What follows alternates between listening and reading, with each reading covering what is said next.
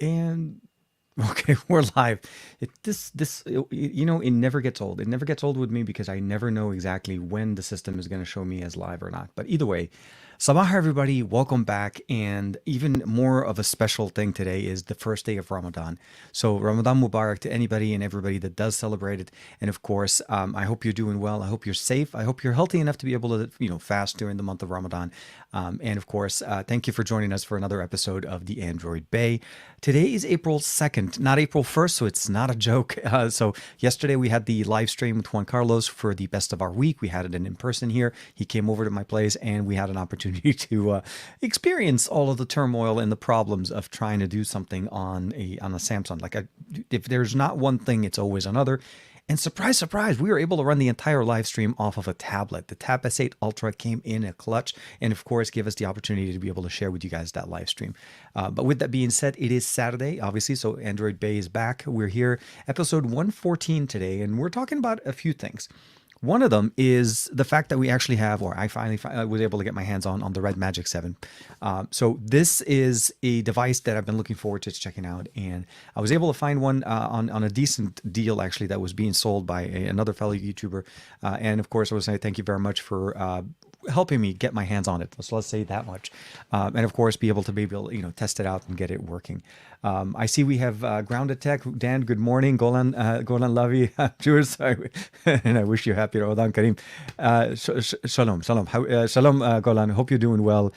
We all have our holidays. We all have our celebration. And I'm not going to lie to you guys. This is a little bit of a focusing day for me. And today and tomorrow, I'm in a way, I'm happy that it started on a Saturday.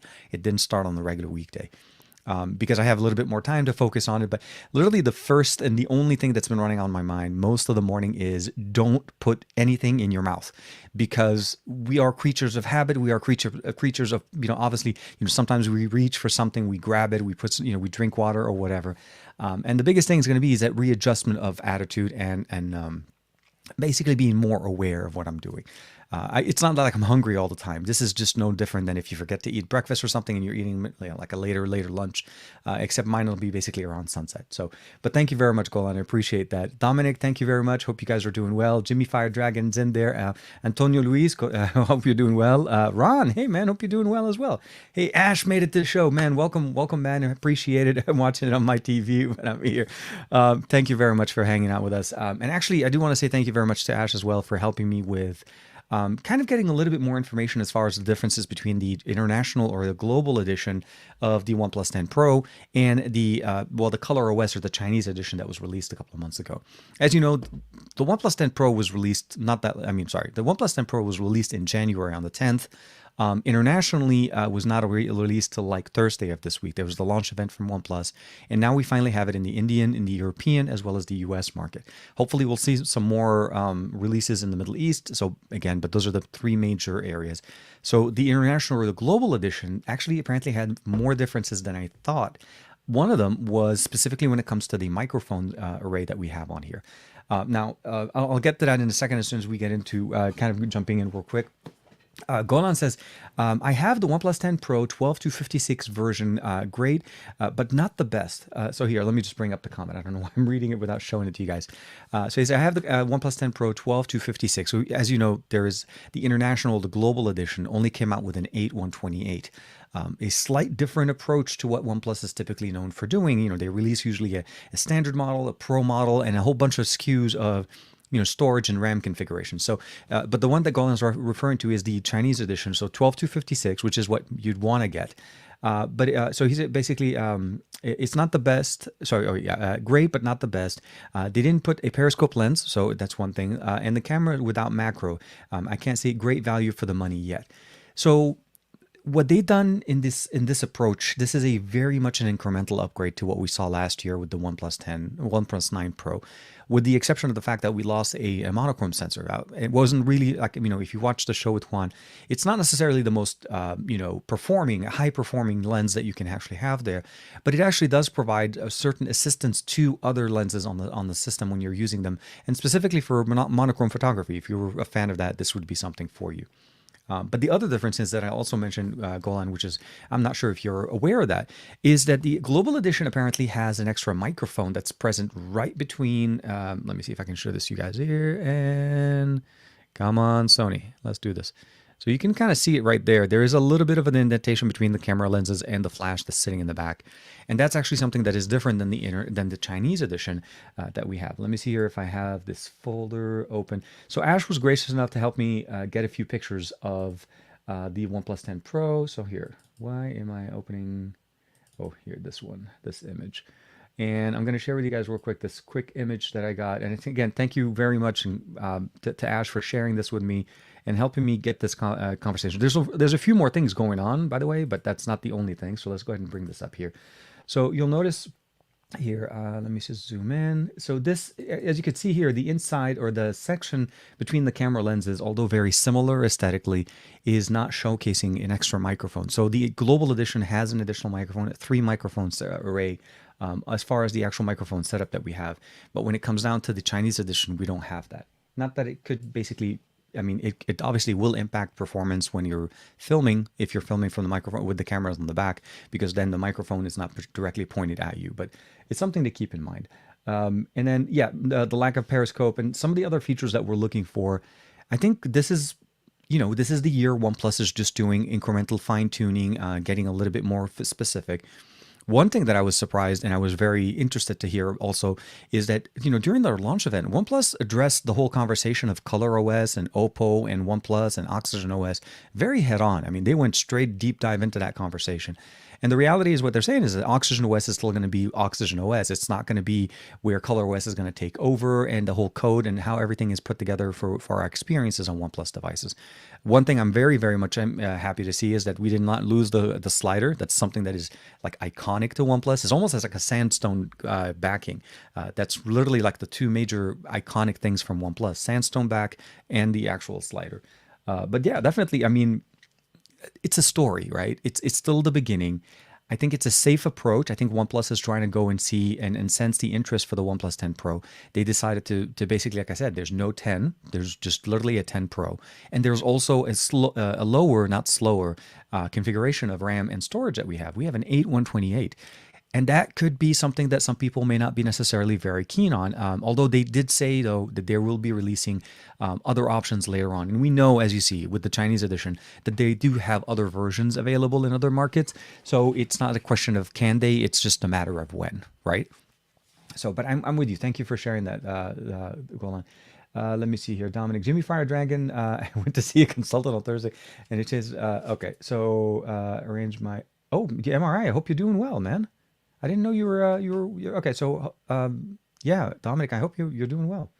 Sorry, I didn't know. Okay, let me jump into the next one here. So Antonio Luis is saying, I view the OnePlus 10 Pro as a OnePlus doing a give and take, somewhat of a basically balancing to get the most they could with an $899 price range. So the reality, that's true. They are trying to, and I kind of mentioned this on the other show with Juan, but I kind of want to, it bears to be said again. I think what happened last year is Google came in and truly did a massive disruption to the market, but I don't think a lot of people recognized it yet because you didn't see the ripple effect till later. Google jumped in and said that, first and foremost, let's just say this: they had the one of the best campaigns to be able to get people excited for a device. They were advertising everywhere. People really wanted to see what the Pixel 6 Pro could do. It was the first tensor processor. There's a lot of things going on. Obviously, it's not just that. But what they did essentially is that they came in with their best version of their device. Now, mind you, that was the lowest capacity storage and RAM, but essentially, again, starting at $899 for the Pixel 6 Pro. So that $899 price point suddenly became an appealing price tag that companies like to hit. And the reason why I'm mentioning this is we see OnePlus coming in with an $899. They wanted to release a phone that you could say that the OnePlus 10 Pro sells for $899, and it's basically the best version of their devices. Mind you, the storage and the RAM, but again, configuration-wise, we're talking the same stack sensor that even if they give us a higher storage or RAM option, it's still going to be the same. So there's that factor of that, but I can also also understand the fact that they're also trying to gauge the interest of what people will want to do. Are people going to basically jump on the wagon and start buying the OnePlus 10 Pro? Will they see a value in it, since that it actually is at $899? It is definitely a little bit more appealing price wise. When you go into the retail stores, since they got the exclusivity here in the US, at least with T-Mobile, that price tag is going to start appealing to people that go in and look at prices or devices. They're going to see that the OnePlus 9 Pro is, 10 Pro is at $899. The Pixel 6 Pro is also $899. And of course, every Samsung, with the exception of the S20, maybe the S20 Plus, if it's on sale, won't be in that price range. So the reality, when you start looking at it, really, they're really competing directly with that Pixel experience, but they're also going to be looking or providing that more the bang for the buck appeal, for the lack of a better word. And then the configuration, as you said, yes, the lack of the additional sensor, the fact that we started with a lower storage, is a way for them to kind of start up in 2022. They released literally on almost the last day of Q1, so they technically did release in Q1. And of course, sales are going to be available, or in the EU, I think, if I'm not mistaken, I think the 4th of April is going to be when they have them available on shelves. And in the US, it'll be the 14th of April. So both April, but then pre-orders are already kind of going on. And you can also check out their website. They're doing specials for the free buds. In the US, they're doing some decent specials, actually. On Amazon, they're giving out an Echo Show 8 or an Echo Show 5, like a $130 Echo Show for free to pre-order it. If you go to Best Buy in the US, you're also able to get a $100 gift card. So if you think about it, it's really kind of like a $799 price tag on a phone when you're getting a $100 gift card on top of that. So they're really trying to sweeten the pot. And of course, if you buy directly from OnePlus, you're able to pick up a brand new OnePlus Buds Z2 buds for free. So they're really trying to entice people to try to experience and try out the OnePlus 10 Pro. I'll say this. The cameras on these are as good, and it may be a little bit better than what we saw with the 9 Pro, but not enough for me to say that, you should pick this one for sure. If you have a 9 Pro, if you have an 8 Pro, I think you're pretty safe for what you're doing this year. I think you're pretty safe from the sense of getting the latest version of Android, and you're pretty much set for 2022, even 2023. Especially on the 8 Pro. You have 5G, you have all the connectivity. The 865 is way more than enough than what we see as far as devices. The 888 and the 8 Gen 1 are just literally icing upon icing to the cake that is the experience of Oxygen OS. So what I'm trying to kind of put together in the experience, it is absolutely a give and take. It's always a tailored experience. This is what makes devices so unique. We don't all use the same, laundry list of, put everything. Don't worry. I want 6 cameras. I want 20 cameras. You know what I mean? It's always a compromise. It's what they think will be the right recipe for us to enjoy this phone. If you're a OnePlus fan, this absolutely caters to your experience. It is pretty much the experience that you've lived in before. It is obviously based on ColorOS, which kind of gives us a few features that I like. One of which is the ability of using the Android page file, well, not Android, but using the ability of using internal storage to augment or supplement the RAM on the phone. Now it has 8, but you can add up to 5 gigabytes from the internal storage to help give you a little bit more room in case you are kind of bumping around that 8. The question though is, what can you do, or is 128 enough? For me, I'll say this right now. Unfortunately, no. That was my same problem with the with the Pixel 6 Pro. I like the $899 price tag. I like the fact that they're doing this. I like the fact that they're pushing it. But for my usage, 128 is not enough. The 256 was barely making what I needed, and that was something that I was dealing with the when I'm using the what's it called, the S22 Ultra, sorry, the S21 Ultra. Names escaping me. And you got to understand, obviously, my needs are a little bit different. I run my business off my phones. Whatever phone I'm using, I'm going to be using to take pictures, take photos, edit videos, cut videos, produce videos, publish videos, take a lot of content, make sure and it has to be a day-to-day thing. And I don't want to have to worry about that. As the moment I set up my phone and I transfer my apps and everything, I'm running out of storage at 128. 256 was decent. I'm well aware of the online, storage, access to so on. But at the end of the day, what I look for is I always like to go back and pick up things, pictures and so on. And with devices and so on, the last thing you want to do is rely on internet connectivity. I always have it on device because I want to be able to edit it. If I want to put it into some type of content, post it to social media, do something with it, it has to be accessible. So the long story short, I think 128 may work for a lot. For me, I feel like it's a bumping issue for me because it will make me have to basically make sure that I always offload my content off of this, which again kind of relies on data and so on. It is fast. I mean, I'm kind of like rambling for a little bit longer, but either way, I think you get what I mean. TK, the monochrome always reminded me of the M10 yeah, the monochrome, the Leica. No, I absolutely. I think there is a true art to appreciating the monochrome sensor. Huawei did the same thing. They used to have a dedicated monochrome sensor, and then they ended up going to a filter option. I don't disagree. I think you're able to run or produce truly amazing monochrome images with filters, but at the end of the day, a true monochrome sensor can truly augment and improve not only low light performance, that was the other thing Juan was talking about as well, but also the ability of maybe using it as for depth information. When you have multiple sensors using being used to produce a content, you get better information, at least when you're running two sensors. That was one of the biggest things that they used to do as far as a camera trick, where they take a picture from both angles and then leverage the secondary sensor for the bokeh, because then you have a better understanding of where that field, where the person, where is that, basically that point in the image where everything behind that needs to be blurred out. So I'm with you. I'm with you on that one. Sorry. Yeah, no, Golan. And honestly, I didn't realize it till I got a question on my video that I posted on the channel, on the TK Bay channel. And it was just a very simple question. It's like, hey, I think I think I saw somewhere where the OnePlus 10 Pro Chinese edition did not have a microphone on the camera stack. And so I was like, that's why, again, I reached out to Ash, and I was really happy that he was very forthcoming and again, very, very responsive. I appreciate that as well. And then helping me also understand some of the differences as well when it comes down to the actual tech, because the changes don't stop there. There are other options or other things in there that are still also different as well. So I see Lonnie's in the chat. Hey, Lonnie, hope you're doing well. El Josa, hope you're doing well, man. Hey, I'm doing good, man. I'm doing good. Antonio is, we hear a bigger battery. Okay, so we do have a 5000. That's one of the biggest things that they changed. We also get the 8 Gen 1. And this is a comment from Antonio Luis. We get the incredible design and an amazing feel. We get that and of course with the awesome screen.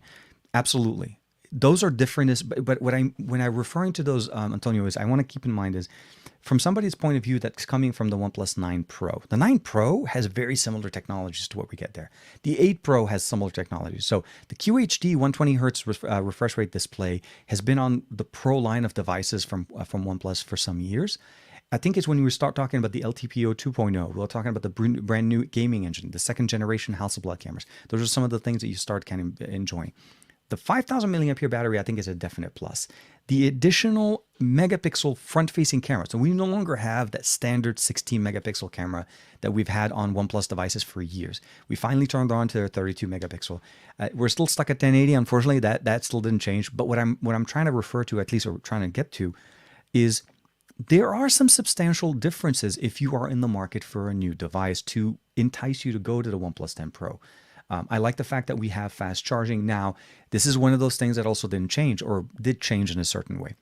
The OnePlus 8, so the one that Golan has or the one that Ash has as well, both of them have 80-watt charging. So the brick that comes with the phone is an 80-watt charging brick that supports basically 80 watt with a USB-C to USB Type-A cable that comes in the box. And of course, the respective cable for the market that they're in. The international or the global edition of the OnePlus 10 Pro also has different variations. The US model does not have an 80-watt charger. They have the same 65-watt charging that we had last year with the OnePlus 9 Pro. And I think if I'm not mistaken, it should still be the same for the OnePlus 8 Pro. The reason behind that, the way I understood it, was something to do with the power voltage and the way the US market has their power currents, because we run on 110 voltage here in the US as opposed to 220. So that had to play a factor in there. But the biggest difference is, obviously, we're talking in minutes. We're not talking like, 20, 30 minutes, literally within 2 to 3 minutes difference between the 80 to 65. But that is something that you need to know. Plus, the US version of the charger that comes on the box supports 45-watt power delivery, PD charging, which is not supported in the international market. So again, a lot of little market-specific differences that you should be aware of. I personally use my OnePlus charger, and I've been using the OnePlus 9 Pro, as you can imagine, and now up to the 10 Pro. I use it to charge all the devices because it's such a versatile charger. It's not one of those where you have, like you buy one charger and it only works for this, and if you plug it into another phone, it works like a super, super, super low speed. But seriously, I can use the same OnePlus charger to charge the OnePlus 10 Pro, or I can even jump on the S22 Ultra. It charges it at 45 watt. I can go in and jump in on, let's say here, the brand new and this is how we break it. TK was dropping his phones, but that's why we have cases. So here. the brand new OnePlus, the Redmi, the RedMagic 7 here, and it'll charge at basically 45 watt, although it can go a little bit higher. Some of the things I like about them, and I like, why am I dropping things? Sorry, yeah, no, the RedMagic is one of my favorite things right now, which is kind of crazy. I don't know if you guys can see it. Hold on, let me turn that off. Is turning on the RGB. Let's do this here. I don't know if you guys can see that right there. You see, like, there's RGB inside of that phone, man. That fan, and hold on, let me kind of get it here. Right, and yeah, you could see the RGB from the fan side as well as on the back. And of course, you have that nice little 8 Gen 1 kind of chipset showing on the side. The RAM configuration. This one is a proper, let me just say this, 18 gigabytes of RAM and 256 gigs of internal storage at UFS 3.1. So when RedMagic decided to go, let me give you all the best hardware, that's it. It also runs at 165 hertz when it comes to refresh rate. So yeah, back to the TK Breaks brand new phones he just purchased show. I think Golan, yeah, no, absolutely. Visually, I think the slider has been literally like the number one thing that we appreciated. And this one, I really was worried about it because at one point, if you guys remember the first Nord, the first OnePlus Nord that came out, and it was mostly a European edition model anyways, had the slider. And then later on, they've removed the Nord slider, the slider from the Nords, so that Nord now is distinguishably different. So you don't confuse a Nord with a OnePlus, although they're technically... Nord is a sub-brand of OnePlus, and OnePlus is a sub-brand of Oppo. So let's just sub-brand of a sub-brand of a sub-brand. Jeffrey Riley saying, what price did cause... Sorry, that price did cause some changes. Yes, that was the biggest thing, and I think we're referring to the Pixel Lite. That was the other thing I wanted to kind of point out is we noticed Motorola, which was, again, a surprise for me. At launch of the Motorola Edge Plus 2022, they made it so that it had a $100 discount right off the bat, making it an $899 phone. But you have to understand the benefits that you're getting with that phone. I mean, seriously, like they're talking about 512 gigs of internal storage with a great camera system. Now, no telephoto, but again, a certain compromise, a flavor of a device that you have to look at what it offers and does it meet your expectation. I think those are the things that we look at. It's just, does it make sense? But that $899 price comes back, and I feel like we're going to see more and more of that. Companies wanting to share or hit that $899, and it's going to start kind of contributing to the flavor of the tech that we're looking at, especially for this year, because it seems like it's more of I'm not going to say an auto mode, but an incremental upgrade at best for most of the things that we saw last year. We're not seeing a lot of major changes, a lot of major hardware differences. What we're seeing here is specifically just incremental upgrades, fine tuning, refinements, maybe a design change. Again, the OnePlus 10 Pro did change the design there. But I think what you see here is the ability or the benefits of, when the market essentially is going to be dictated by cost and availability. Right? Hardware is expensive. At some point, we need to kind of figure out, not every phone can be $1,000 plus. And I think we're starting to get tired of seeing that every iPhone, every Samsung, and a lot of other companies wanting to hit that 1,000 and go over that $1,000. And they're not seeing the sales to match their demand. It's like you aspire to something and you're not seeing it happen. You have to adjust. And I think Google hit that mark and it shifted the gears for them. As you know, it always kind of becomes an interesting approach when we start looking at market demand. And again, Samsung tried to combine the Note and the S series. So Antonio Luis, I think we saw it in there. I think 8 Gen 1. Yeah, absolutely. So just to kind of real quick hit up on Antonio's point, they are absolutely a plus, but you have to keep in mind that almost every flagship that's going to come out in 2022 is going to come out with the 8 Gen 1. I mean, the Dimensity 9000 right now, we're not seeing it in international markets. Right now, the only phone I can confirm, at least that has it, is the Find X5 Pro, and that's only a Chinese edition, and I'm having a very hard time trying to get my hands on one of them. I want to really see the Dimensity, what it can offer, and it's interesting an approach here. Not a lot of people are able to get their hands on it. Chemi's in the chat. Hey man, Sabaho, hope you're doing well. Jimmy Fire Dragon, sorry, I'm like catching up on the comments. 256 gigabytes is pretty standard. So here, Dominic is jumping back. 256 should be the standard nowadays. I think as time goes on, the fact of the matter is this: if a phone can generate or can shoot in 4K 60, 4K 30, 4K 120, 8K 30, And you have these sensors that can produce all of that content, and then they want you to live in it. This is, I mean, literally some of the main things that they gave us as far as, the explanation, I guess the launch event and the information, the X-Pan mode, the ability of using the Hasselblad Pro video mode, pro photography mode. All of those things will eat up storage. I mean, if you try to just shoot raw, or even trying to use the full potential, the full 50 megapixel sensor on the ultra wide or the 48, you're going to be stacking up and filling up your storage in no time. So the reality, I think I'm with you, Dominic. I think 256 is the standard. That should be the standard. I think Samsung did it slightly smarter this year, where they gave the 128 a bump to the 256 for free. Although we were talking still over $1,000 phone on the S22 Ultras. But the reality, I think that it is something that I think it values, or people will value now, having more storage. We don't have the SD card anymore. We have basically phones like Sony keeping the flagship going. And I do want to do one last thing. I want to see still. I'm waiting on the Android 12 update for the Pro I. I want to do a redo a video on the Pro I with Android 12. Unfortunately, it is rolling out, but it is slowly rolling out. So we'll have to see what we can do there. So here, I live in the UK and I want to buy the X70 Pro Plus, but we don't have it in here. Do you reckon? Okay, so personally, I'll say this. If you love photography, if you want to get the best, I will say, even to this day, with early 2022, with a lot of devices being released, till we see maybe a successor to that, the X70 Pro Plus will not only meet but exceed your expectations from manual photography, automatic, microphone array, storage capacity, storage, basically processing power. It's everything that you'd expect, and I think it's a great recommendation if you want to import it. My main thing, I will say this though. Make sure it supports the bands for the carrier that you're using. This is one thing I could not enjoy with, or actually test out with the X70 Pro Plus, is I couldn't use it in the US. It's an Indian version of it, so it did not support any of the bands here. I wasn't even able to get signal. Like, it wouldn't even get a bar. Like, it doesn't give me Edge or HSPA, whatever, nothing. So for me, T-Mobile did not support it. Make sure you get that, and if you do want to get that, make sure that it supports the bands that you have. Otherwise, I think there's no question that that device will meet your expectation and even go more.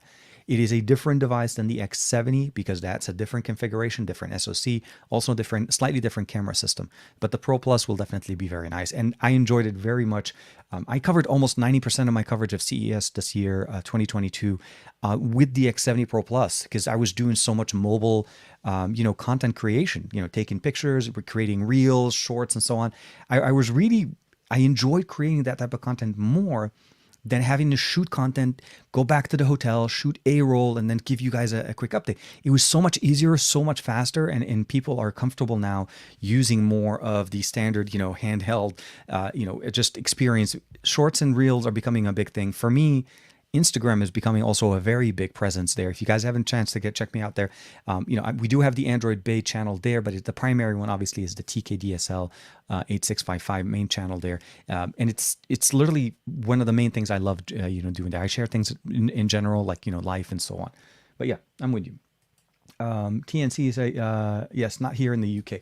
Yeah, it's a little bit harder to get there. Hey, purposely gaming. Matt's in the chat. Welcome back, and congratulations on unifying the name on both your Twitch and your YouTube channel. So it's actually pretty good. If you guys don't know, Matt basically is a gamer, a streamer on Twitch, but also I think it's going to be hopefully coming soon to YouTube. I'm not sure if he's. I don't. Maybe if you want to make an announcement, but definitely very, very nice. Here, is it risky to import X70 Pro Plus from China to England? It's not that it's risky importing it. I'm pretty sure there are many options that you'll be able to check it out. Again, it's going to come down to the version of the phone that you're getting, but also the make sure that this supports your bands. Because if you get the phone and it doesn't work on your phone company, then you're stuck with a phone that not that it's not a good phone, but it's just not going to work on your carrier. But B, it's going to be even harder selling it because other people in your market or other people in the UK are not going to be able to use it either. So it's one of those weird things. So I would definitely check and make sure that it does support, at least go into the specifications straight up on Vivo's site and make sure that it supports the bands that your local carrier has. Or if you know somebody else that has one and it works, then that's also a good test. Let me hear. Antonio said, we also use a OnePlus charger to charge everything in the house, our Switch, control and everything. You're... yeah. Okay. I just did the exact same thing. I charged my Switch with the OnePlus 10 Pro charger. It's just crazy. Yeah, no. Um, it charges everything. That's what I like about it. Sorry, I am back. I am back. I love that. See, Antonio's reading my mind today. Good morning, man. Also, I have the RedMagic 7, and I'm absolutely love it for gaming. For cooling fan, definitely gives us a longer sustained performance. So there's a few things I also want to talk about why I decided to pick it up. I'll be frank. I'll be really frank with something that is, I don't know how that happened, but it essentially happened. But ever since I left XDA, for some reason, RedMagic doesn't talk to me anymore. They don't respond to my emails. I've reached out, and this is a company that I've worked with them for years. So I'm not sure what has been going on, what it is. But at the end of the day, I realized, look, I want to cover this phone. I want to check out the phone. I'm actually a fan of what they offer. I like the strategy of what they do in the sense of giving us literally the best experience on hardware, not necessarily the best on software, as we don't get a lot of updates. But again, every once in a while, I still get updates on the RedMagic 6S Pro. So it's an interesting approach, but I definitely wanted to check out the phone. So I did end up picking up the phone myself. I ended up basically buying it up and making sure to get my hands on it to experience what they offer. Now, the weird part about it, typically when they send me a review unit, the loaners, because they're never, typically intended to be kept, they don't send me the best version. And this one is literally the best version that I was able to pick up. 18 gigs, 256 is crazy when it comes down to specs. So I'm glad that you're able to enjoy that one there. And I'm actually looking to see how does it handle pushing the system to a certain limit when see what the temperatures are going to be. The fan on this obviously will be a very big plus by comparison to any phone. But I'm also going to be using their additional fan cooling system that they offered that I still have from an earlier generation of the RedMagic phone. So I want to see basically, can we really sustain, use the power pass through? They do have that feature in there. And use the cooling system. And can we truly tame the 8 Gen 1 to give us some of the best experiences, high frame rate gameplay that we have without throttling our experience? So I'm looking forward to that one as well. Honestly, the camera on the Vivo is the best from all BBK brands. Yes, so the Reaper Black, absolutely. It's like a weird experience. It's hard to explain it, but prior to checking out the the Vivo X70 Pro Plus, the Oppo Find X5 Find X3 Pro camera was one of my favorite cameras on the device, because I found like Oppo. I mean, if I had to rank the camera experiences now that I've experienced, and even when I had a chance to play with the iQOO 9 Pro, which I gave back to Juan, the difference that we're looking at, or at least what we're seeing here, is the device itself, or the camera experience, kind of goes in stacks. Okay, so Realme and OnePlus are very much kind of, a sub-brand experience. So you're getting good cameras, decent sensors. Realme came up with the GT2 Pro this year for their first flagship, like truly flagship with no compromise type of an experience. But prior to that, I always felt like it was OnePlus and Realme, and then we go Oppo, and then we go Vivo. Vivo experiments, Vivo pushes the limits. And the X70 Pro Plus, I mean, I can't wait for the X80 Pro Plus to see what it offers. Obviously, X70 is still the main device right now and what they're going to offer us. So yeah, absolutely. I'm with you on that one. And then, yeah, no, for sure. Vivo is so Vivo is from best of all the BBK brands. What do we have here, Dan? Yes. How far behind am I? Ooh, okay. I do apologize. I'm about 10 minutes behind on the comments. Hey, Roger's in the chat. Everybody say, hey, Roger. This is Roger, our buddy Roger, kicking it with us. He's also from the UK, and he has a really cool stream and running some really nice, racing competitions running once a week on his channel. The name on the name that you see in front of you there is RogerBot with 3 as opposed to an E in the middle is the channel. Make sure you check him out and give him a like. He's a great guy. Very, very funny. And if you like to tease him, he has some interesting prizes on his show that makes it so easy to just basically contribute and do things and get him to eat some really funky gummies or jelly beans and stuff like that. So absolutely fun. And of course I do that with all respect, Roger. But it makes it fun. It's part of the experience there. Dan, not many offerings 4K 120 video, and I wonder why is that? Credit to Sony for offering this for 18 months now. So I think it's an interesting approach. So 120, as you can imagine, slow motion, when you're trying to shoot slow-mo, typically what we are stuck to is basically either 720p, which typically will give you the best slow motion option on any phone. 1080p will kind of slow it down to 40, maybe 480. Some devices will see 960, but the reality at the end of the day, 4K 120 And just to kind of also a little bit referencing what Dan is talking about here, uh, Sony released 4K 120 on their on the Xperia 1 Mark II last year. Now they and then of course they re-released it. And I say last year, although technically last year was the 1 Mark III. So the 1 Mark II started up, and the 1 Mark III continued it. Now, one thing to mention is that OnePlus is carrying it over, so they had it last year as well, but Sony did technically bring it up first. It's a very nice option to be able to shoot slow motion and be able to actually get that straight and natively supported on a device, because Oppo devices don't carry that. See, that's the other thing that kind of I feel like OnePlus is keeping that essence of what OnePlus is. So OnePlus devices shoot up to 8K 30 frames per second. They shoot 4K 120 frames per second. Oppo devices cap at 4K 60 frames per second on the back main sensors, and that pretty much is the best. They give it to us on multiple sensors, but essentially 4K 60 is the best. And I think this is something that Oppo chooses to be as their flavor of their experience. I'm not saying you need to have 120, but as to Dan's point, why are we not seeing more of that? And I think it's just features, like I said, the cameras and what companies like to do. And I think OnePlus has been doing a decent job of that as well. Sony, OnePlus, absolutely kicking it and keeping that.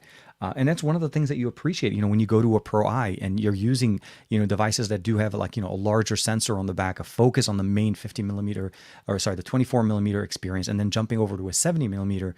Take the back. This one actually has a 16, a 24, and a 50 mil. So they give us that magic trio of lenses, where the Mark II and the Mark III, the Mark II gave us a 16, 24, and 70. The Mark III gave us 16, 24, 70, and 105. So that one gave us the dual aperture, dual focal length on the telephoto.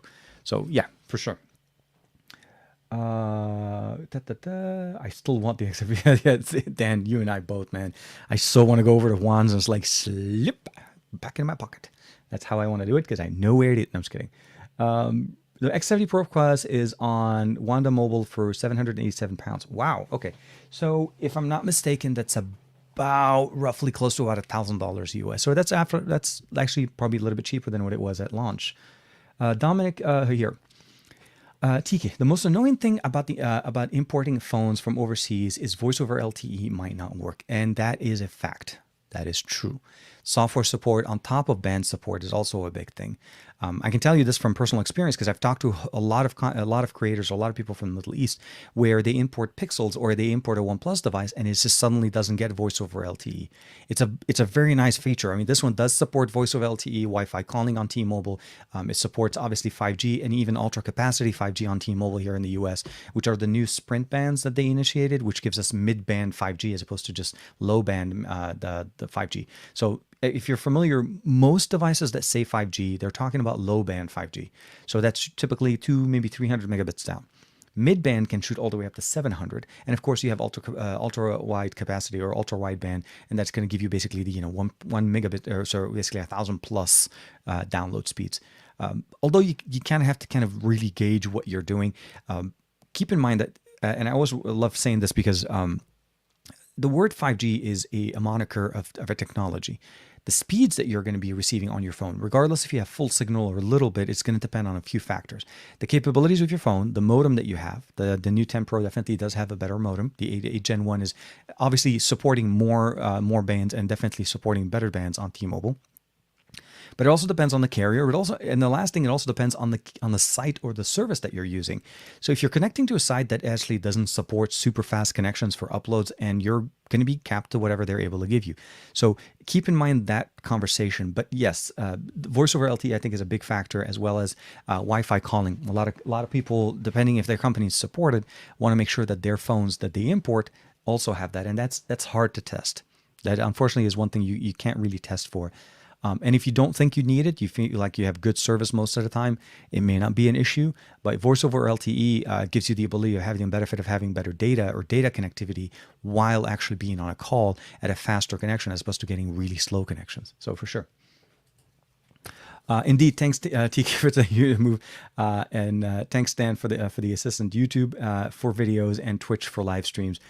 And yeah, so for sure, make sure you hit him up. Purposely Gaming, our buddy Matt Tyler. You can always catch up with him and catch all of his stuff. Sebastian Lopez here.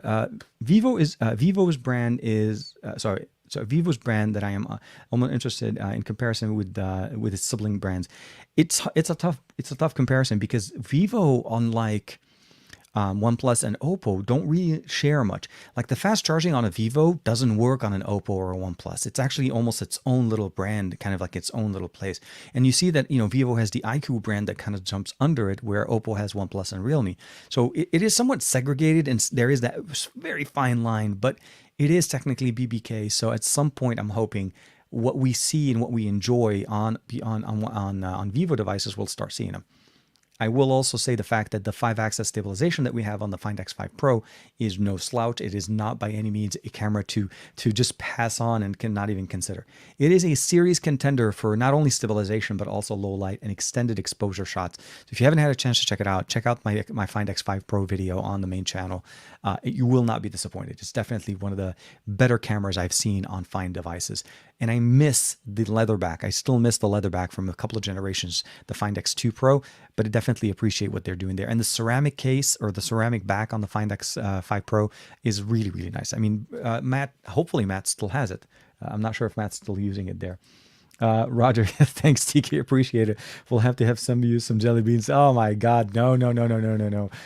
I will be very frank for you, with the whole Ramadan and thing. I can't really eat during the day, so let's just keep it on your channel and we'll keep all the entertainment. I think it's a lot of fun and I love supporting everybody. Seriously, dude.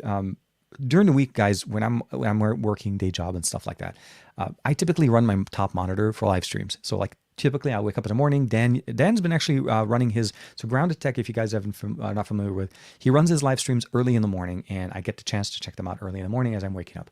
Later in the middle of the day, then you get Roger jumping in with RogerBot, and then of course we have Matt jumping a little bit later on, a couple 2 to 3 times a week running some COD, and of course really, really nice just overall experience. I always have them running, and of course Juan Carlos on Monday for the SGD QA. So for sure, man, always. Mi 11 Ultra, not the Mi 11. Oh, the Reaper Black, I think. Okay, I don't know if I missed the question. So the X70 Pro Plus is among the top camera phones. It can compete with the Mi 11, S22 Ultra, and the Pixel 6 Pro. I think to a certain point, so here's the comment there. Yes, it competes very well, and I think it can hold its own much better. Where I feel like the X70 Pro Plus, and it's not all, daisies and roses and kind of thing on the other side, the performance on the phone when you first pick it up, you're going to feel like it's not as snappy as let's say a Pixel 6 or an S22 Ultra, or even the Mi 11 Ultra. Something is in the UI element for FunTouch UI is something, I don't know if it's intentional, but it just has a little bit of a slightly slower kind of like run. Like you click a mode, the camera takes just ever so little bit longer to turn on. But when you snap into it, it automatically it works exactly as you can expect. Setting it up on a tripod will obviously give you the best experience to jump into manual modes. But the mics, oh my God, the mics on the X70 Pro Plus are really, really good, especially for voiceover, for recording audio, anything like that at an event. It's not going to disappoint. And I'm with you there. TNC Roger Bot is an easy draw. Yeah, no, man. Roger's a really good guy. Really love his work, and yeah, really happy. I mean, he and I both got a chance to check out the Xiaomi 12 Pro. So if you guys haven't had a chance to check out, we both have videos on our main respective channels as well. Oh my God. Okay, so here, 9 Pro, in my opinion. I used the ROG Phone 2 before. Okay, so here, Dominic is saying, I used to use the ROG Phone 2, which I still have my ROG Phone 2 here. It's when voiceover LTE did not work. So yeah, I had the same problem because I imported the ROG Phone 2. So the ROG Phone 2, there was 2 versions, right? There was the Chinese edition, that was the 10-cent edition, and then there was the international one. On a trip to China with Huawei for basically it was a media thing that I was going through back when I was at XCA. They gave us, I was able through a friend, Michelle, actually, he had a friend that was able to sell me one at the time where the phone was selling for like $900 and, almost $1,000 in the US, but the 10-cent edition, he sold it to me for $400. It was used, obviously, it wasn't brand new, which just to kind of mention to you guys, seriously, buying from techies, anybody that reviews videos like us and stuff like that, when you're buying phones from them, you're buying a phone that's been well taken care of, a phone that's been kept in a case and used. And of course, till this point, this phone was perfect till I started dropping it on my keyboard. But you know what I mean, though, right? it's something you have to keep in mind and kind of enjoy. And you also know how things kind of are working. So when I picked it up on that one from, I think I forgot the name of the gentleman, but it was in China. I definitely got a really good deal on that. And that phone, as you know, has gone through a lot, broken display, cracked case. I had the whole bunch of fixes. We're happy now. We've moved on to the RedMagic 6S Pro. And I don't know, we may be moving up to the 7. We'll see how that one goes. Let me see here. They released a new update on the Android version for Chrono Trigger that makes it full screen. Oh, okay. Good. Thank you. I'll make sure to download that one. I'm barely setting up. So I'm more set up and more running fully on the OnePlus 10 Pro. This one, literally, I got it yesterday. So I got it after one left, so I didn't get a chance to show that to him. Roger Sharma's video was absolutely enjoyed watching it twice. See, he liked it so much, he watched it twice. That's exactly how we do it. Here, let me jump in real quick. The Android Bay, TK Bay. Don't forget, I was using the official UK version from the ASUS store. Oh, so that's an interesting approach. Okay, so even in there, they didn't release it. I wonder if this was something that maybe just wasn't available. They just didn't want to support it. That they just brought it in. I don't have an experience. I'll take that back. I have an experience with the ROG Phone 5 from last year, and that did support US supported bands. But that was also the one intended for the US. So this may also be something to keep that in mind in there when we're looking at devices. But I'm surprised. So ASUS, I mean, support on that software also was a little bit, on and off. Although I did technically receive 2 Android version upgrades to the ROG Phone 2 before it finally kind of took its last breath.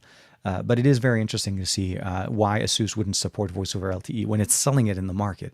Like, you would assume that they want to make sure they cover everybody. I'm sorry about that one, Dominic. I wish it was something that they did fix.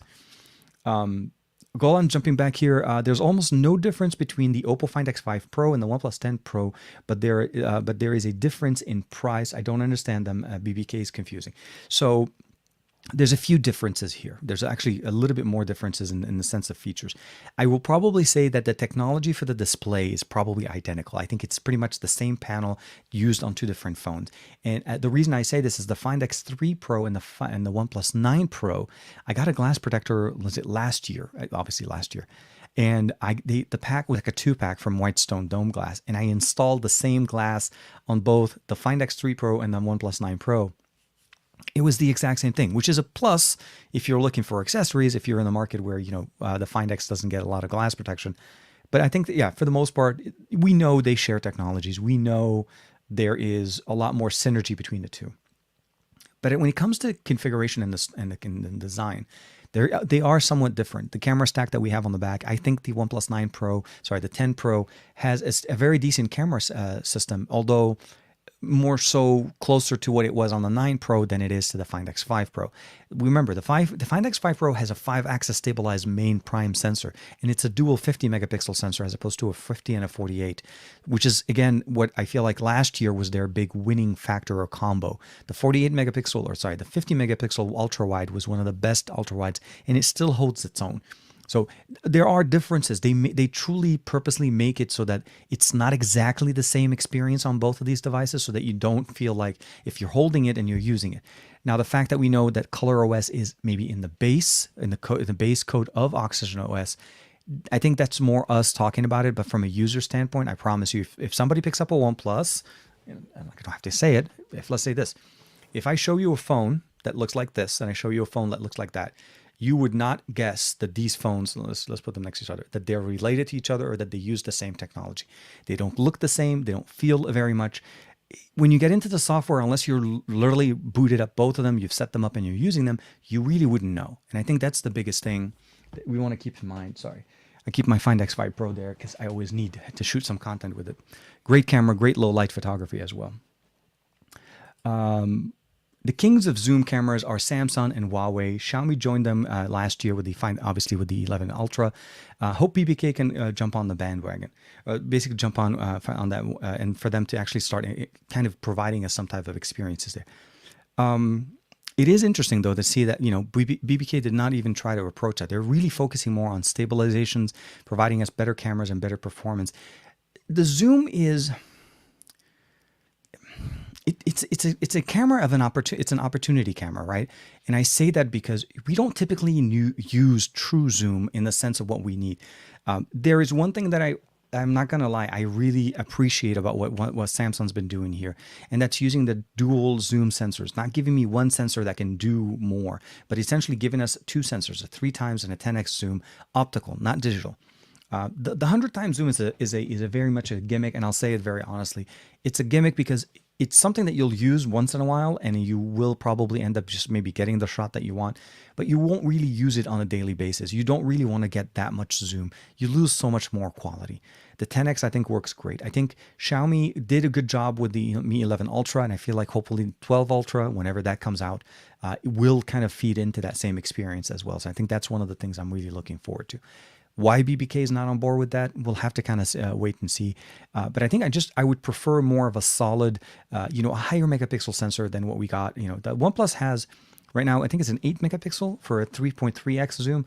And that's actually more than enough for most of us. But in cases like when I was with my son and we were at the swimming pool a couple of weeks ago for a meet, I really wanted that zoom range. I wanted to be able to punch in so close to him, even though I was on the other side of the pool. So there are cases that make sense, but I feel like the ultra wide is a little bit more functional for me. So a 50 megapixel ultra wide on this definitely is more functional. And I think that's what BBK's main focus on. Standard focal length, which is technically their wide lens, and then their ultra wide lens that they are talking about as well. Matt says, when I first got the RG2 voice over LTE worked fine. It was after I believe the December security update that it would never worked again. So that's interesting. Okay, so it is very interesting that they borked their own features. I think the Oppo OnePlus 10 Pro Global Edition supports all bands. I'm not sure about the Global FX5 Pro. So yes and no. So the version that I have here is an unlocked model from OnePlus, and I just want to say thank you, of course, for letting me check it out.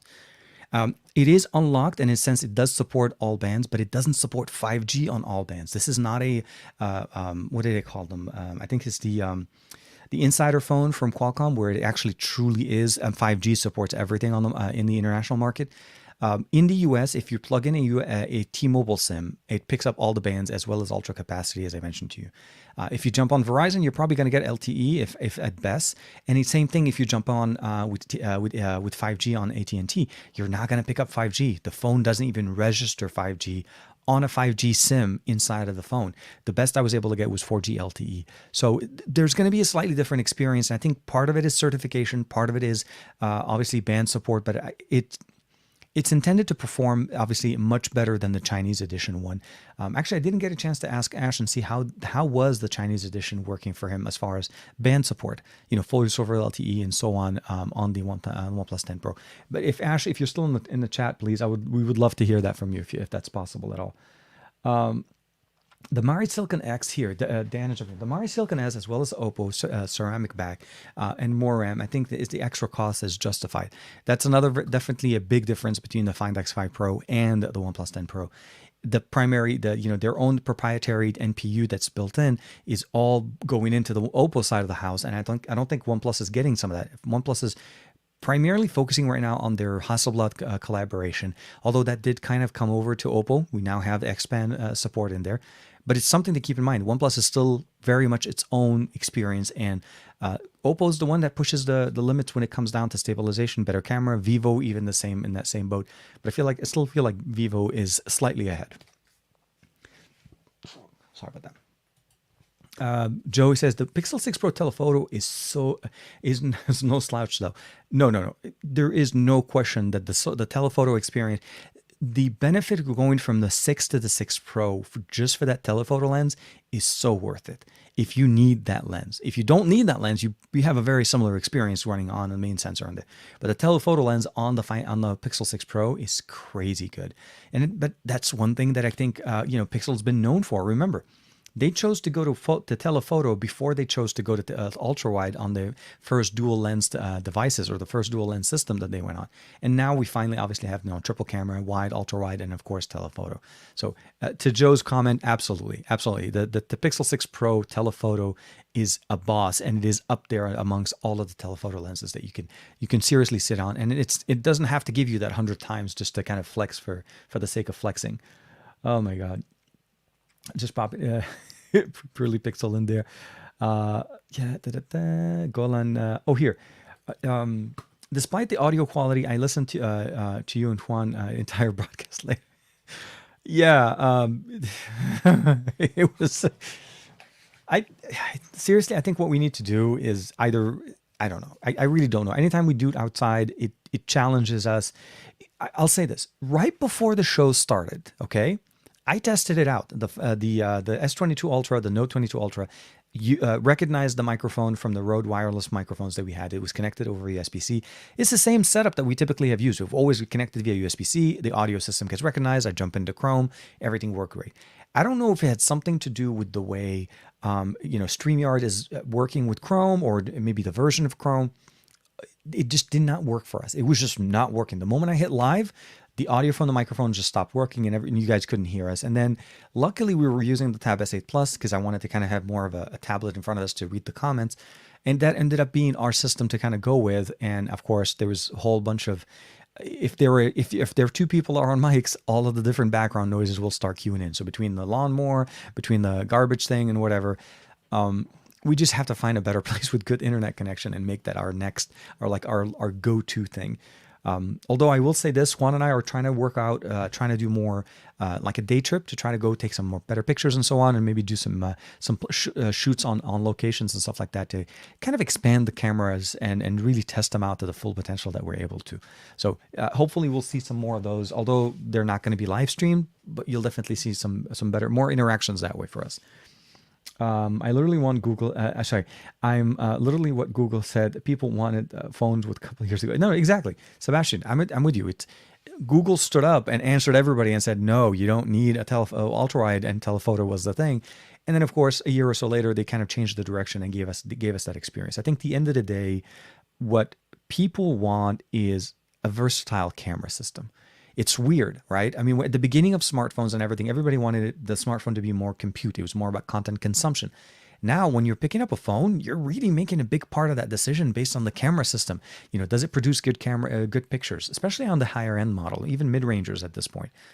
So the 10 Pro really is no slouch. If you're looking for a good camera system on a OnePlus, the 9 Pro, the 10 Pro are some of the best options on the market.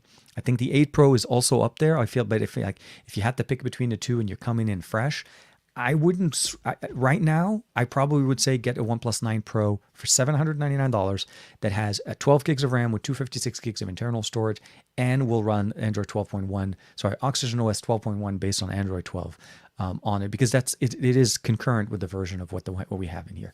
But I'm with you, Joe. Here, the Reaperblex jumping back. Any phone I get would be considered a huge upgrade.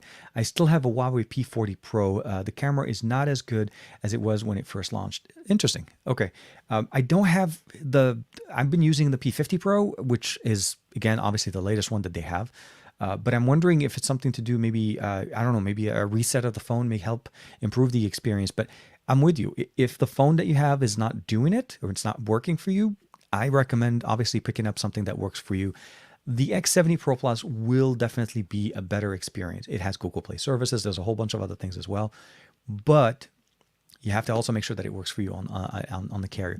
I think Huawei has a better presence in the UK, and I don't think Vivo is as much in the UK, at least. I know at least they don't recognize, like in the setup options of the Vivo, they don't even list the US. Lebanon, my home country, is listed there, but the US is not. So I guess it works in Lebanon, but it doesn't work here. Let me jump back here. Need zoom in my Oppo OnePlus colon. It's like, I need my zoom. No, I'm with you, man. We need a camera system that's very flexible. I think, like I said, the S22, or actually I still think, as you said, the Pixel 6 Pro, the S22, the Mi 11 Ultra, and of course, even Sony. So I know you guys may not have a lot of experiences. Sony has some very good experiences when it comes to cameras.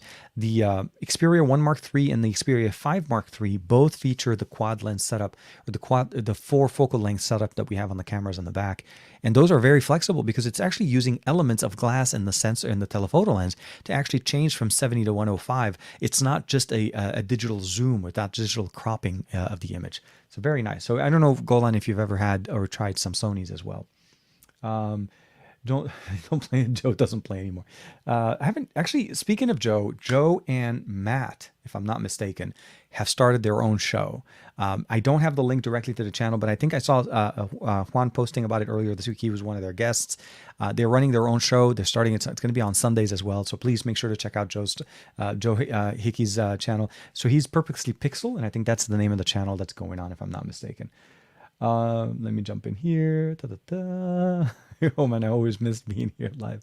No, I know, man. It's fun to have the gang back, kind of like all together here, and I'm pretty sure it's pretty safe to say there's a good chance Juan is just lurking in the background. He's just not talking. You know what I mean? It's like as typically we do, and I try to do the best. Again, like I said, I try to be on all the podcasts, and if I have to step away, I always make sure that I keep it running just to kind of show the support.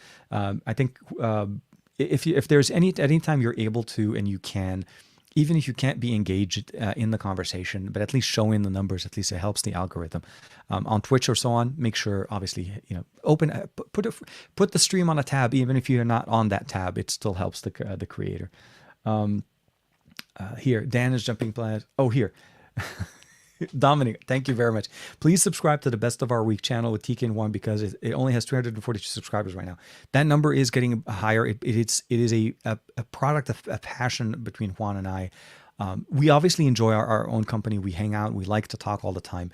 And it was something that we realized over time that it felt like it would be a good show for us to kind of co-collaborate on. And it is definitely a really nice show. So it does go on Thursday nights typically. It's in the evening on Thursday nights at about 8 p.m. Pacific Standard Time. And again, when we do the live shows, it always comes up on a Friday in the morning around 9 o'clock in the morning. So yes, the Best of Our Week, it's its own podcast. And of course, it also has its audio version, which is the same as what we have here. And it goes up about a day or so later. So for sure, thank you, Dominic, for the plug on that one. Grounded Tech Dan says Vivo have a couple more lower mid-grade handsets coming up. Going to try to see if we can get one. That's a very good option. Not to kind of bring it back to Ramadan a little bit, I just realized this is my first day. Typically, as you guys know, in show when we're talking, we always try to make sure to hydrate. So trying to do a long talking for such a long time, I'm just realizing my mouth is starting to dry up a little bit. I'm not going to slow down, but I just kind of, I'm just realizing, day one is always going to be day one and day two are adjustment periods. Because when you start realizing, you just need to like, oh, okay, I just don't need to keep going and trying to grab stuff, but we'll see how that goes. Oh, here. So okay, one last one before here. The Reaper Black saying we have most brands sadly except Vivo. They don't care about the region. I think it's because their main focus seems to be more of the I don't know, I'm not gonna say the Middle East, but it seems like India is a big market for them, and it's more focused on that area of the world. I'm familiar with the brand Vivo. I mean, don't get me wrong, they've not personally, but I think Juan is one of them, obviously. But they've also seeded out, devices to other people, like with the X70, the X60. I think I want to say even the X50s. But the biggest difference that we have here is that we just need more options, right? We want to be able to see the best of what BBK can offer as a camera stack. And seriously, without Juan's help, I would have never had an opportunity to check out the S70 Pro Plus, and it wouldn't have never been even on my radar. That's the weird part. You know what I mean? Like, you need to make sure that you have understanding that the world, although we have regions, and I think to the Reaper Black's comment, we have regions, US or Europe, Asia, Middle East, and so on. The internet is not regionalized. YouTube is not sitting here saying, I'm not going to share with you a video from the UK just because, you're not in the UK. The internet is the internet, and that's how we reach. And that's how conversations like ours, what we're doing right now, we're sitting here on a live stream on a show on a Saturday morning, but it literally is across the world. And I think that's the main benefit here. You get to enjoy that type of experience, and you're able to communicate. So devices need to start really thinking of that. PR companies and companies themselves need to start understanding that regionalizing devices doesn't always work. You are always going to be able to kind of work with something. The perfect example, the P50 Pro from Huawei. I know it doesn't work in the US the way it's supposed to, but it gives me 4G LTE. I get some of the best camera stacks that we can get on a Huawei to date. And of course, we still have some of the best experiences as far as using, EMUI desktop and so on. But it's a device that typically you would never know about out here because we know that, Huawei doesn't sell anymore in the US. I'm hoping to see Honor come back. I'm waiting to see what the Honor, the Magic 4 Pro does. We got a chance to see it in MWC, but it's been kind of quiet a little bit from Honor, so we'll have to see how that goes. Here, Chemi's jumping back here. Even when I don't talk that much here, always try to be here, and it helps the algorithm. But I love to hear about what you're saying, and also the audience is way smarter than than in the tech market.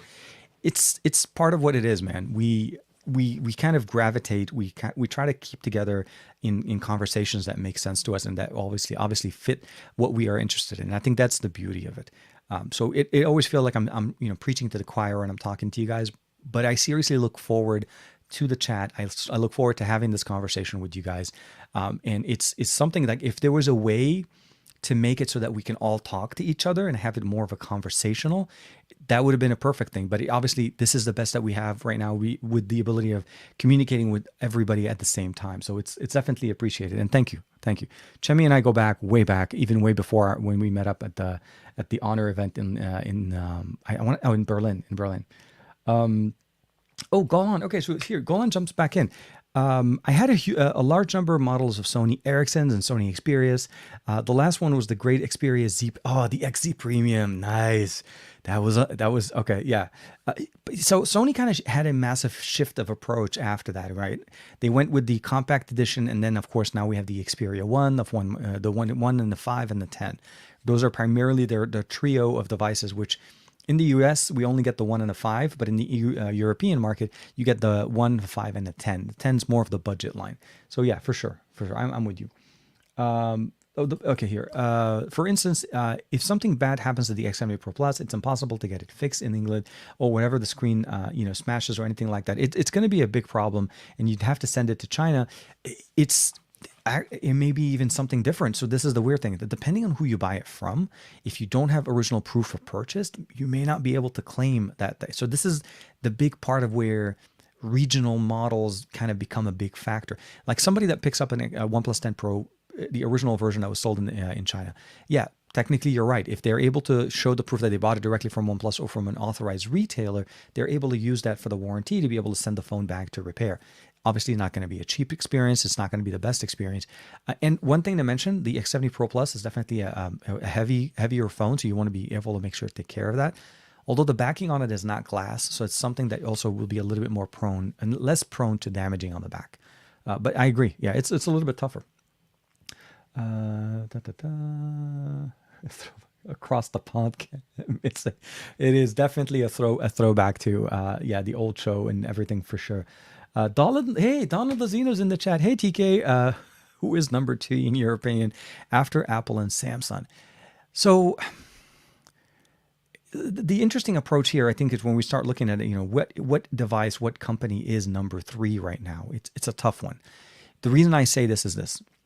Although we have although we have Samsung and we have Apple as the de facto top tier of experiences when it comes to both ecosystems, I will say that they're both offering us a slightly different flavor of experience. And when it comes to Android, this is where it becomes a little bit more functional.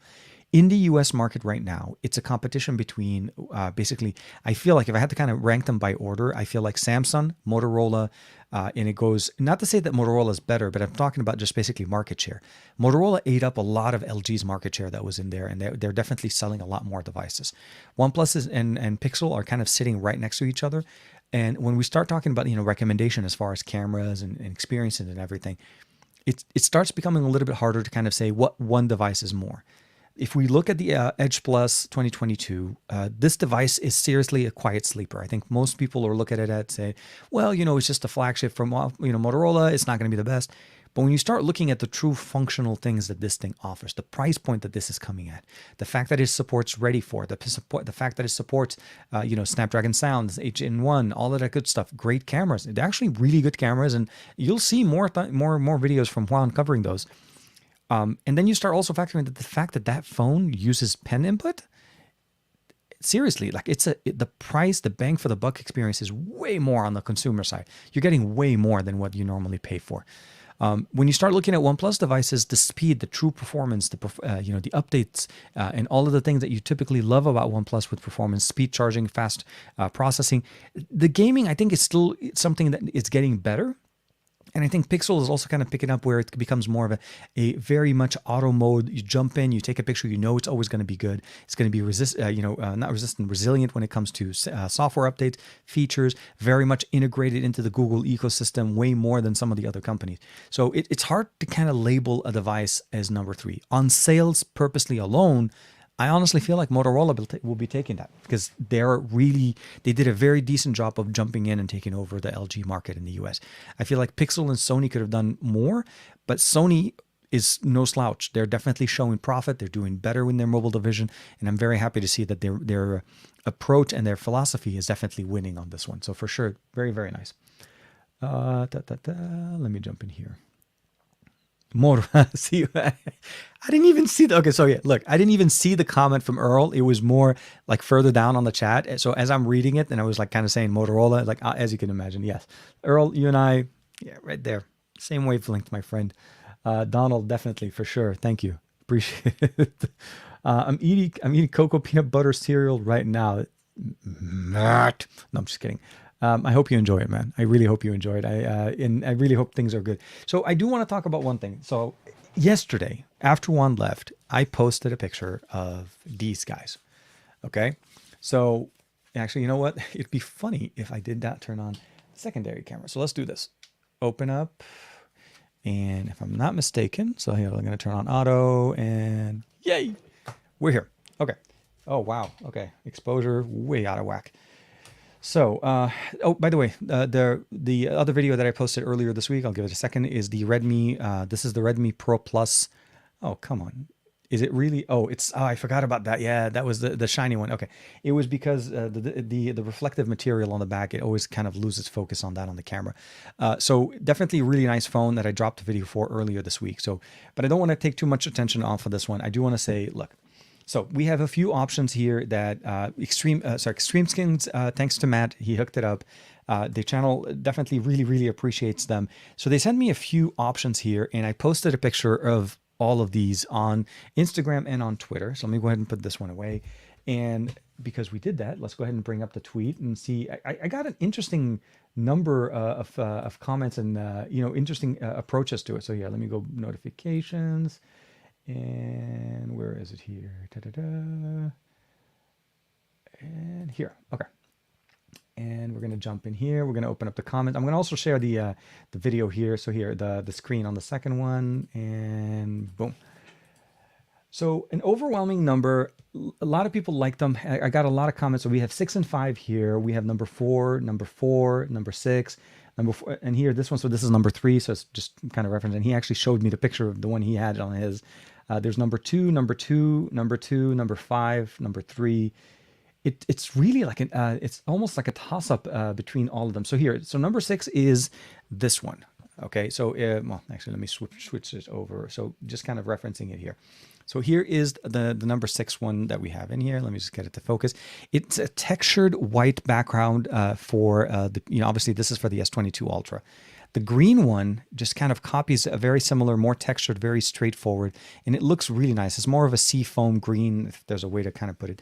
Originally, when I looked at all of them, I really liked this one. This one is the marble one that they put out, and it looks really nice. It's a very smooth texture on the back.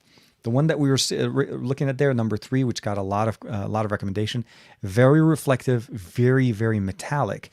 So, just from, let me just do this. I want to bring back the picture. I want to kind of see what you guys think here. And if you guys can maybe just drop me a comment right now, just kind of less, the Yakuza skin, you're killing me. So here's the picture. You have 1, 2, 3, 4. And of course, I forgot to show you guys, oh, there's 2 more here. There's the black one here, which is more of a texturized black. And then of course, the classic wood look. And this one, if you guys remember, if I'm not mistaken, I think it's the exact same one we got, actually, no, it's a different print.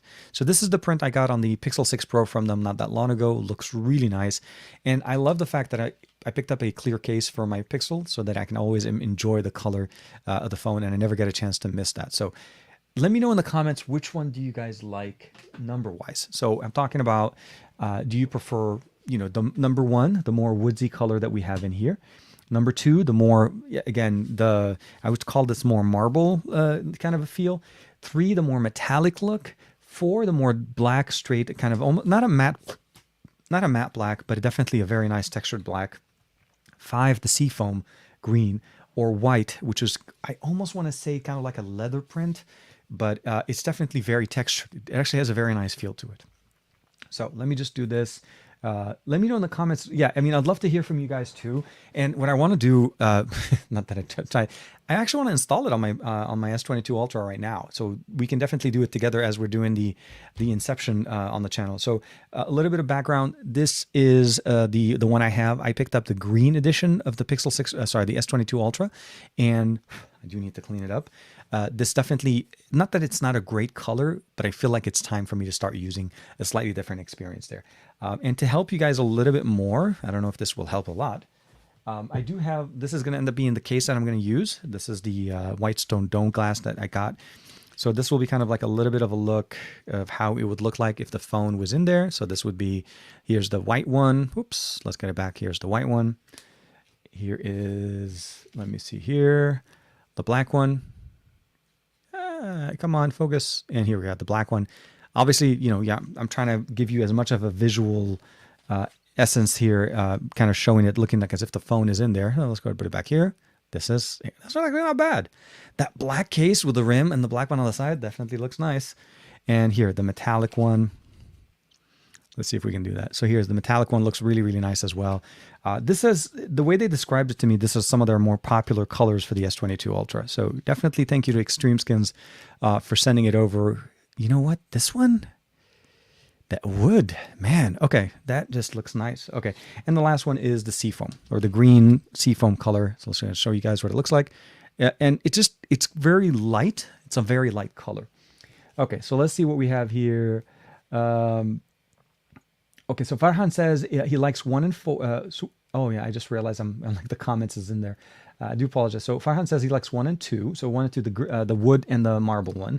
Chemi goes for the black one on the 4. Rogers goes for 6. That looks really nice. Dominic 1 and 2 as well. Matt likes wood. Oh my God, Joe and Matt always go back and forth on that one. Number set, no.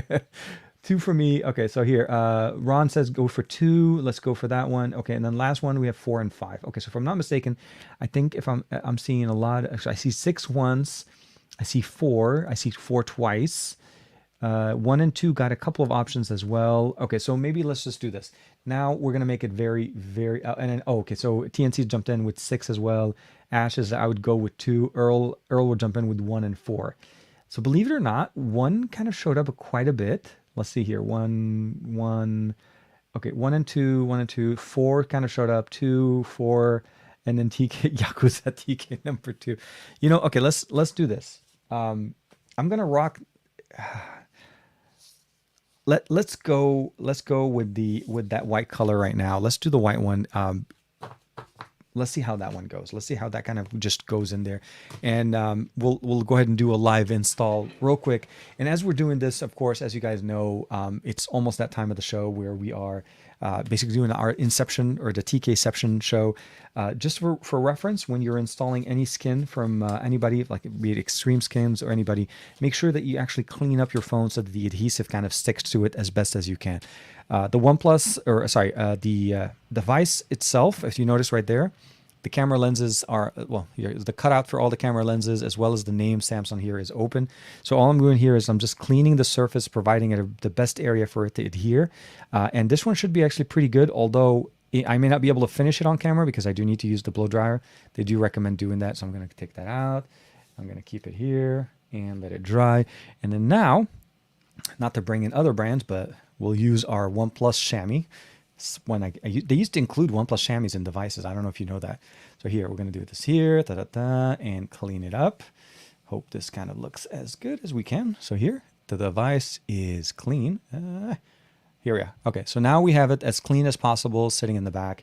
And we're going to go ahead and install the system here. So the best thing to do is align it with the top. So remove the tape. And it is, so this one is a one piece. It's easy. And I am actually going to go ahead and just try to keep it clean. Let's see here. Make sure to align. Nope. Let's do this. We need to do it right. So here, I'm trying to do it sideways, guys, and I'm not sure if I can do this right. And here.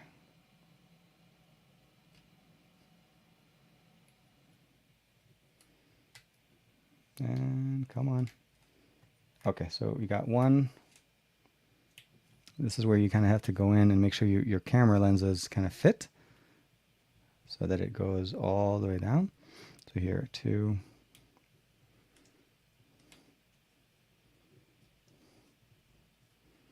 Because this is the thing about the design with here. So here, and then you can definitely see it's aligned at the top, and here in theory, yep, perfect match on the Samsung name here. So I'm going to use this, and I'm going to go ahead and just start putting on the thing here on this side. So let's go ahead and bring this back. So with that being said, I do want to say thank you again very much for everybody for hanging out with us. It is that time of the day with the TKception. If you guys are familiar with the show, you'll start noticing some hashtags showing up in the notes. Sorry, I'm trying to give it all the attention because you need to make sure that the lens kind of fit perfectly in there. Because if it doesn't like align correctly here. So let's do that here. 1, 2, 3. Yeah, here we are. And then you just have to press around, make sure that the lenses raise up, because it doesn't perturb the lenses. It's more of an aesthetic look. So you want to make sure that it fits perfectly here. And you can pull on it a little bit to make sure that it fits. And for the edges, what I'm going to need to do as soon as the show is over, I need to basically go in and use a little bit of a heat, like a blow dryer, to warm up the sides so that it actually kind of sits and it'll have a much better feel. But without further ado, let's see what it looks like in the case with the phone, and let me know what you think. It looks nice. Look at that marble. I mean, look, let's do this here. Look at the color there. It just absolutely kicks ass. And the fact, because it covers most of the phone, on the side we have the black coloring, you don't get to see the green too much. It actually looks very nice in that sense. So it looks really, really good. The Samsung name is very easy. You see the alignment on this is very nice. So it really, really looks very nice. I'm actually going to rock this for today. And if, honestly, I'm probably going to just switch between that one, and I may go for the white one. I think the white one and the wood are very nice. The silver, I have so many to be able to check them out. So that's the beauty of it. But I always recommend, even if you do install skins on your phone, install them and use them with clear cases so that you realize that you get the best benefit here on your device. So let me go ahead and just stop the sharing. Jelly penis and splash. I may need to do the Rogerbot wheel of choice on the show, maybe as a guest appearance at some point. I would love to actually be able to chit chat and bring that on and see if we can do some challenges with Roger. But I will say this: you'll start seeing some comments in the chat as with hashtags. If you're not familiar with the show, it's part of our show. We call it the TKception. It was a fluke of a thing that happened a few years ago, and then now we've continued, and it is part of our way of showcasing the support and the love from everybody hanging out with us on the show. So with that being said, I will say very much thank you to everybody for hanging out with us. Let me go ahead and bring us up, and we're gonna start up obviously with it. Let me see if I can go up all to the top, if I missed up anybody. And here, so we're gonna start up with Greg. Hope you're doing well, man. And let's say share. We're gonna do screen, and this is really, it happened by coincidence. I was trying to do a share screen one time, and this happened. So TKception, it's a big, it's a part of the show. So thank you very much for Greg hanging out with us, kicking it with us again on your Saturday, and hanging out with us here for another show for the Android Bay. Chemi Torres, as always, TKception, TK the Android Bayception, TK Gokuception, as always, Goku family, as TK Kakarot Bay, TK Tesla Bay. I'm trying to do more videos on Teslas, and I don't know if you saw this, but I'm trying to do the Did You Know kind of a series on tech. Okay, specifically, hey, like, did you know you could do this? And I feel like this would be a good series to kind of cover not just, tech when it comes to cars, but also tech on smartphones and so on. And I think we can also kind of keep that one going. And I'd love if you guys had a chance to check it out. Everybody else kicking it with us, of course, Roger Bot really trying to go with the sabotage right there. TK needs the jelly beans as soon as possible. Ception. So the jelly beans we're talking about obviously are those mystery jelly beans, right? It has many different flavors. Some of them are really bad, and some of them are obviously just your normal jelly beans. So the thing about it is the Roger Bot wheel. If you get an opportunity to spin it, you have a chance of getting him to eat one of those. And I think if I'm not mistaken, one time I had 4 or 5 spins, and 3 of them with the bad jelly beans.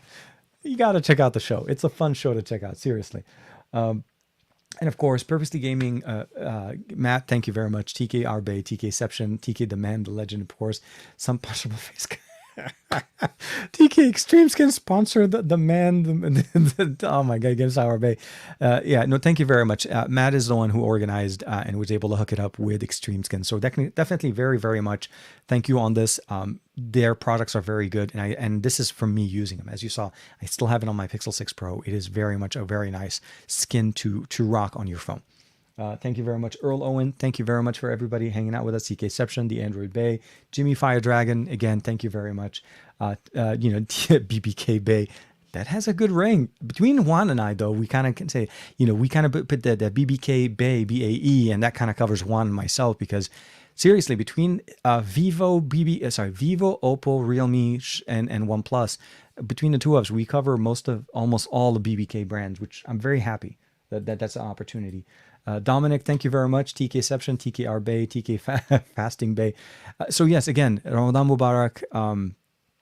I can tell you that even though it may feel like it's a very quick, an hour and 25 minutes just flew by for me. It's like a time travel for me, which is a lot of fun, because it is very much an engaging conversation every time we do it together and we hang out on the Saturday. So it's always fun. Of course, thank you for Golan. Thank you for hanging out with us. TK Bye, appreciate it, man. Joe, TKception, TK Yakuza Bay. Sorry, I missed this. No, dude, I think you're doing good. Marilyn, thank you. Thank you for hanging out with us, Marilyn. Of course, thank you very much. Sabah, hope you're doing well. Farhan, thank you very much for kicking it with us. The stream, Ramadan Mubarak as well. Thank you. Shukran jazilan. Marilyn, hey, hope you're doing well. And you know what? At the end of the day, realistically, this week has been packed. If I'm not, and just to kind of bring it in a little bit closer, it's been packed with announcement. We had a surprise announcement from Xiaomi with the Redmi Note 11 Pro Plus 5G, and of course there was a new version of the 11s 5G, which is also an update. So if you think about it, the first quarter of 2022, Xiaomi kind of cornered the Redmi line of devices entirely. Of course, we have OnePlus coming out, and I'm also looking forward to seeing what other people now that they're starting to get their devices, to be able to start talking about that and seeing the conversation there. The OnePlus Buds Pro are still one of my favorite buds to listen to or enjoy content on. So with that being said, I do want to say thank you very much for everybody hanging out with us. I did not see Aditya. Aditya, if you're doing well, if you're catching this on the replay, hope you're doing well, man. Please be safe. Stay safe, everybody as well. Thank you very much for hanging out with us. I'll see you next week, of course, for another episode of the Best of Our Week with Juan on Thursday nights. And of course, another episode of the Android Bay. Take care, be safe, stay safe, and I'll see you next time.